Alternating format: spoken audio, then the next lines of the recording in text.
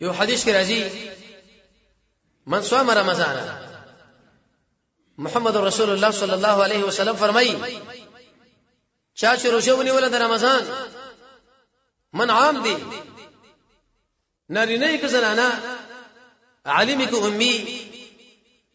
کشري کې مشره اگر کبه د کچرانو باندې په مرتبه پر زیات کې نشتا اوس خو الله رحم وکي ودا صاحب منزل مره اوچته ودا بچي مې زکه دا نازدانه ده په د باندې روزنه نشو به سوزول کېږي کلم ملګری ابن کثیر رحمه الله دغه بارکه دا خبره ذکر کړي چې کله د روزي حکم موږ له متوجي شو او موږ روزه ونی ولا ډوډۍ موډۍ بنوا ماشومان باندې به موږ روزه نی ولا چې کله به تور مثال هغه پرېد وکړي چې موږ له ډوډۍ وې موږ به د مالوچونه د غیره په غوندینا سټوټي موټي ټیکري مګلی ورته جوړ کړ په دې باندې به موږ د دوکه کړ خلار به وکړه نو دومره ماشومه چې هغه ډوډۍ او مالوچ نه پیژني هغه به څومره مرتبه والا ماشومي چې هغه د صحابي بچي د روزي اهتمام کوي نو سماوته د وګد انسان نازدانه مزدانه ته کټ کستا بچي د محمد رسول الله ملګرو د زامن نصیحت نه لري د روزي سره خمخه عادت کا روزه د رمضان ونی ولا خو لیکن د دوه شرطونو د وجنه ایمانا و احتسابا یو په دی وجبانه چې داسمه د ایمان تقاضا ده ریا پکې نه کو ځان خودنه پکې نه کو تقلید د عام انسانانو پکې نه کو چې پلانې سره نشي زدي منسب و احتسابا محمد رسول الله صلی الله علیه وسلم فرمایي او په دین باندې چې رب العالمین نور باندې ثواب غواړم رسول الله صلی الله علیه وسلم فرمایي چې مخکې څومره ګناهونه کړی دي هغه ټول ورته رب العالمین معاف کوي الحمدلله زموږ په کورونه کې زنانه روزي نشي زموږ نوجوانان ونی ولي زموږ بډاګان اهتمام کوي د عقیدې د وجنه د ایمان د وجنه او د ثواب د وجنه چې رب العالمین موږ باندې بدله غواړو اې دې په کسره نتیجه سره رسول الله صلی الله علیه وسلم فرمایي مخکې چې څومره ګناهونه کړی دي هغه ټول په دې باندې ختم شو بیس موږ تاسو غو ګناګار خلک قتل د ګناه خبره د ګناه اوریدل د ګناه تک د ګناه لاس وړاندې کول د ګناه نو موږ روزنه کڅو کې نشي کني نشي موږ تاسو به ضروری دا ونیسو دا دوه شرطونه ولې ذکر کړل ابن کثیر رحمه الله فرمایي چې عمل د الله په دربار کې قبلي کې په هغه وخت کې چې دا څو شرایط پکې یو ایمان عقیده توحید افراد الله تعالی بالعبودیه څومره اقسام د بندګۍ چې دغه فقط او فقط رب العالمین پورې خاص دي هیڅ څه د دې الله سره به هیڅ شي کې شریک نشته دا عقیده قران نزد کوي نه جبريل نه انبیا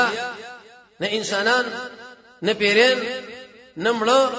نه ژوندۍ نه کاڼې نه بوټي نه دربار نه شیخ صاحب نه پیر صاحب نه مولانا صاحب رکوع چې کیږي واسي دي الله لا سجده چې کیږي واسي دي الله لا رمضان چې ویل کیږي واسي دي الله لا د شي عقیده چې کله استاوي روزه دي قبليږي کدا عقیده دي نو چې پیر صاحب په غیب خبرېږي پیر صاحب دې موږ رکوع سجده وکړو د قبر په دی خوا کې منځ کو دا ډېر قبليږي هندوستړي او الله ناراضه ایمان ځکه مخکې ویل رسول الله صلی الله علیه وسلم شریعت برابر کوي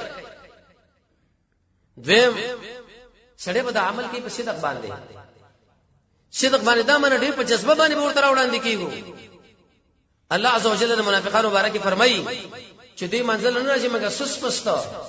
من او تاسو به چې کله د روزي اهتمام کوو په شامل راوچتیږو یا نور مسائل پکې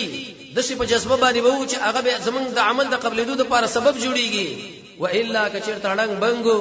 سس پستو کله د سترو کې سکان وو کله د شي غوسه واسړیلا